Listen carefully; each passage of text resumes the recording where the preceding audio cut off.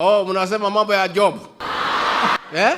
Nĩ mũnini wa president Gachagua igongona-inĩ rĩa kũhumba thũmbĩ arutwo 4,299 thukuru-inĩ wa JKUAT akĩmahe mwĩhoko wa thirikari ya Kenya Kwanza gũtura mĩeke ya mawĩra agĩthingata bata wa wĩrutĩri wa thirikari. So I want you to have a positive attitude. And si mbaya huko nje sana, si mbaya. Si mbaya. There is light at the end of the tunnel. Arutwo aya makĩoneka kwaga kũiganĩra na mĩario ya mũnini wa president Gachagua akamahoreria na kĩrĩro kĩa waki wa nyũmba cia raithi akiuga atĩ mũbango ũyũ wa thirikari ũrĩa ũtũngĩtie ũregani mũnene ona thutha wa gũkorwo ũkĩhĩtũka mbunge-inĩ nĩ ũgũtigĩrĩra atĩ nĩ watuthũra ithima nyingĩ cia mawĩra. Our members of the National Assembly very aggressively for 2 nights passed the finance bill to create a housing fund to construct 200,000 houses every year.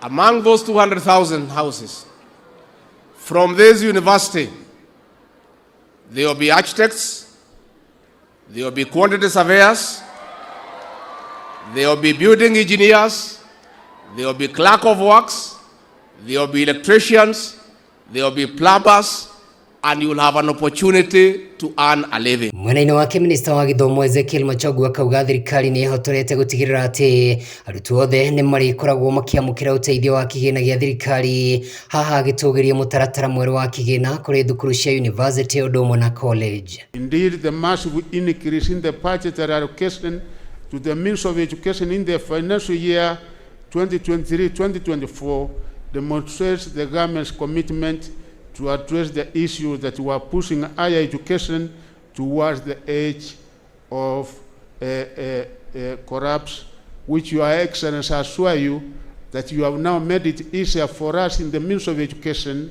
to operationalize and implement the new funding model as given from you and His Excellency the President of the Republic of Kenya. Na thutha wa President William Ruto gũtetera Minister wa Njũria na Iganda Moses Kuria ica ikuhĩ na kũmũrĩka nyũmba cia mohoro, Gachagua nake agathiĩ na mbere kwenjenja kĩronda kĩa Andiki akĩoneka gũtũgĩria ciĩko cia Minister ũyũ gũkũ agĩthingata atongoria angĩ thirikari-inĩ gũthiĩ na mbere kũrũmĩrĩra nginyo ta icio. Now we are also saying somebody needs to hold the media to account for the things that they write. So welcome to the world of Moses Kuria. Welcome. Nobody has ever held you to account. Now, Moses Kuria ameuliza nyinyi maswali tatu tu. You are all over, you are crying. You have seen nothing.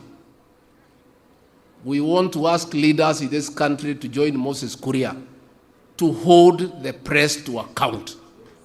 They must be accountable for what they write and what they say. Mũnini wa president akĩoneka kũrora kuona igoti kũrũgamia mĩario ya Kuria, mĩario yake ĩkoneka gũtangatha mbara gatagatĩ ga thirikari na nyũmba cia mohoro akiuga nditimũrano ĩno no ĩgũthiĩ na mbere. When leaders go to court and ask them to restrain the media from criticizing leaders, the same courts must give same orders so that we are fair.